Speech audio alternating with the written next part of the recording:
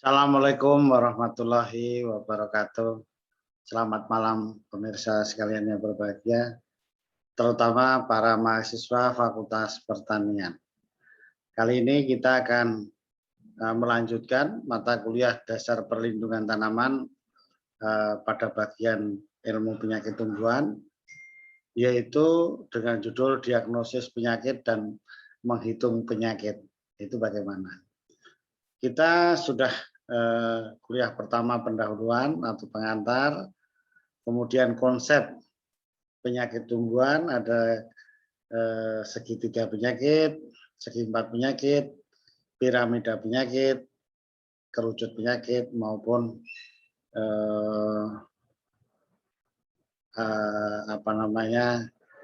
gejala dan tanda penyakit.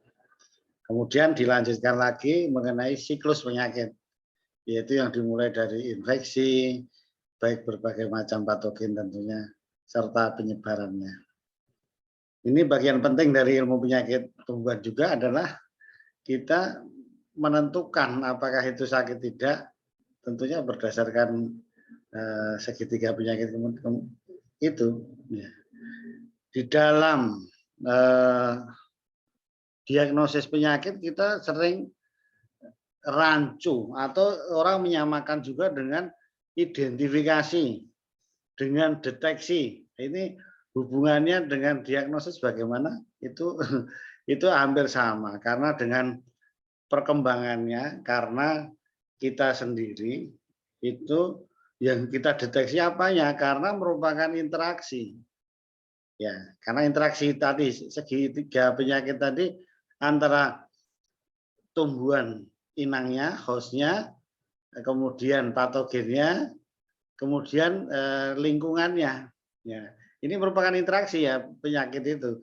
Sehingga kalau kita mendiagnosis itu sudah interaksinya tentunya. Itu merupakan gejalanya misalnya lewat gejala. Tapi itu nanti perkembangannya lewat kecanggihan alatnya. Kemudian kalau deteksi, itu yang dideteksi tentunya adalah patogennya. Patogennya betul menyebabkan penyakitnya ini, gejalanya ini. Ya. Nanti deteksi lebih detail lagi, diidentifikasi. Identifikasi apa? Bisa penyakitnya, bisa patogennya. Nah, jadi ini supaya tidak rancu kita menggunakan istilah diagnosis, identifikasi, deteksi. Ya, karena menentukan penyakit itu karena segitiga penyakit, maka juga harus mempertimbangkan lingkungan tadi. Makanya kan tidak hanya serta-merta gejalanya sama-sama nekrosis, kemudian teman-teman melihat lingkungannya, nanti bisa salah. Makanya cara diagnosis juga harus nanti kita sampaikan ini, melihat referensi yang terdahulu bagaimana. Jadi sekarang kita dari dasar, bahwa menentukan penyakit itu juga awalnya harus didahului oleh Potsulatkoh. Nah, Potsulatkoh itu apa? Ini sebagai dasar ya. Itu antara tadi patogen inang dan lingkungan itu menimbulkan gejala. Nah, contohnya Potsulatkoh itu harus dibuktikan. Nah, jadi misalnya penyakit bercak daun, ya kan, bercak daun. Kemudian ini penyakit apa begitu belum tahu, ini harus dibuktikan bahwa ini penyakit bercak daun dan penyebabnya adalah jamur kurvularia contoh ya. Nah, itu. Makanya yang pertama harus diisolasi jamurnya. Nah, kemudian diisolasi, diperoleh, kemudian yang langkah terpentingnya adalah reinfeksi, reinokulasi. Diinfeksikan secara buatan terkontrol jelas itu sebagai penyebabnya. Dan kalau sudah diinkubasi muncul gejala yang sama, itu bahwa adalah benar Potsulatkoh ini itulah penyebab sebenarnya dari patogennya tersebut. Itulah cara membuktikan dengan Potsulatkoh.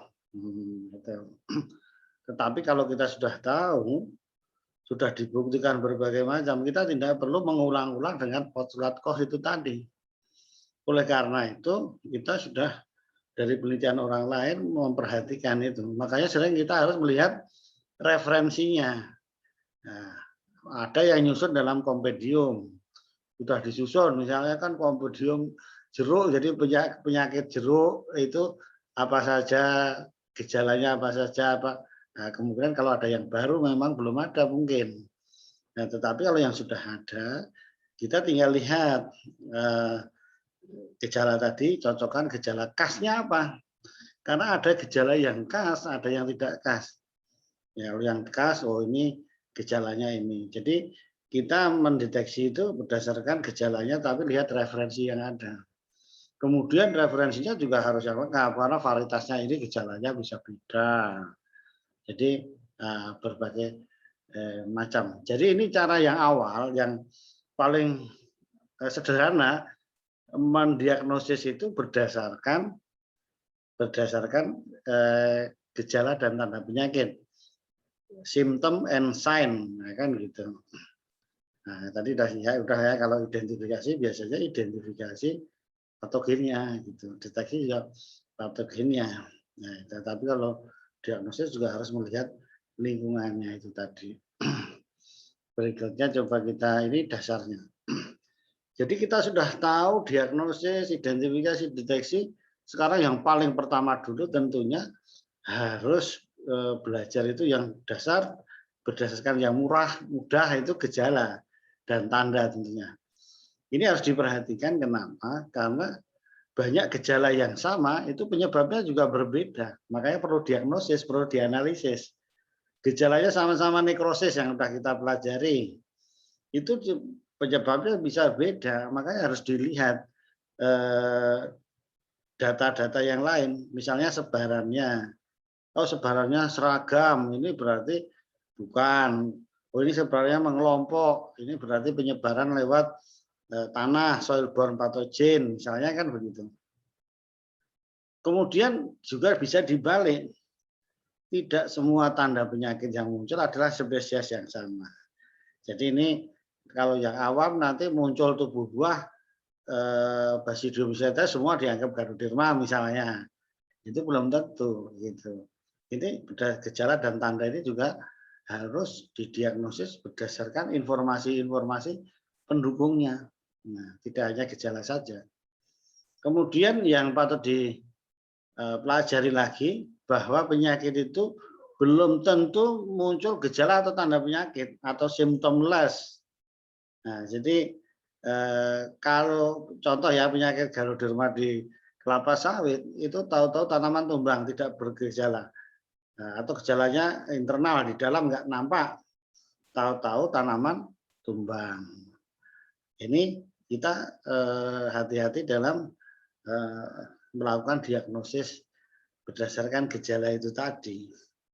Nah, kemudian selanjutnya, ya ini contohnya ya, contoh. Ini kalau kita berdasarkan informasi yang ada, gejalanya nekrosis, kering seperti ini. Itu kalau sepintas orang langsung mengatakan Ganoderma.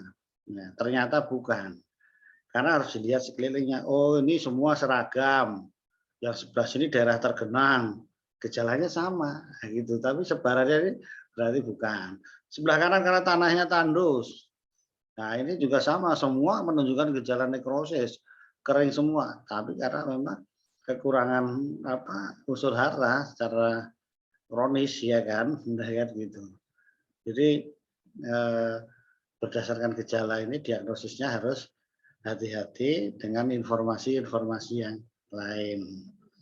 Nah, berikutnya, nah, selain gejala dan tanda penyakit tadi yang mempunyai banyak kelemahan tergantung subjektif, kadang tergantung orangnya, manusianya, makanya teknik perkembangan diagnosis juga semakin teliti.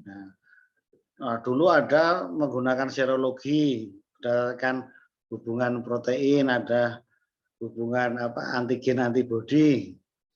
Nah, ini kan masih protein tingkatnya, tapi lebih detail, lebih teliti lagi kalau dibandingkan berdasarkan gejala dan tanda penyakit. Ada serologi, ELISA, DIBA, kan gitu. Nah, ini lebih lebih teliti lagi. Dan terakhir ini menggunakan polymerase chain reaction ini lebih teliti lagi. Dan di dalam teknologi ini juga semakin canggih, ya, tidak hanya yang PCR biasa. Kemudian PCR-nya berkembang lagi yang kecil nested PCR, ada real time PCR, kemudian ada RT PCR kan gitu. Kemudian ada NHS yang lebih teliti lagi. Jadi deteksinya semakin detail, semakin akurat karena lebih teliti lagi. Apalagi kalau yang PCR kan sudah berdasarkan data gitu. Nah, berikutnya kita menyampaikan bahwa tepat diagnosis, tepat pengendalian. Ini karena kalau nanti menuju pengendalian, kalau kita diagnosisnya tidak tepat, maka juga pengendalian bisa tidak tepat. Nah, ini yang menjadi poin penting. Kita sekarang sudah tahu cara mendiagnosis, identifikasi maupun deteksi. Nah, kalau deteksi tadi dengan PCR lebih mudah. Identifikasi berdasarkan database dengan molekuler tadi kita bandingkan database-nya dengan bioinformatika, kita tahu bahwa spesiesnya menjadi lebih mudah diidentifikasi. Nah, kemudian kita sekarang masuk di bagian bagaimana sih menghitung penyakit itu. Nah, jadi monitoring penyakit atau nanti menghitung penyakitnya ya, itu kita bagi menjadi dua, yaitu penyakit yang monosiklik, yang soil-borne pathogen, patogen tular tanah, atau patogen terbawa tanah. Ini kami contohkan untuk yang di kelapa sawit ya, ini penyakit Ganoderma. Ini karena monosiklik, jadi itu satu siklusnya harus habis dalam satu tanaman tersebut, nah, tidak berulang begitu. Makanya hitungannya juga lain. Makanya ini dasarnya adalah kita masih gejala dan tanda penyakit ataupun yang lain. Contoh Ganoderma tadi ya.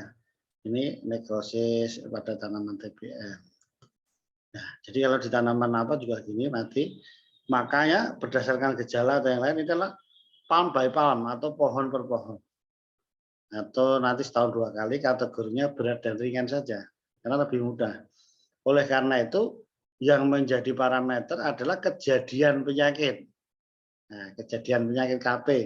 Jadi dengan menggunakan rumus menghitungnya A per A plus B kali 100%.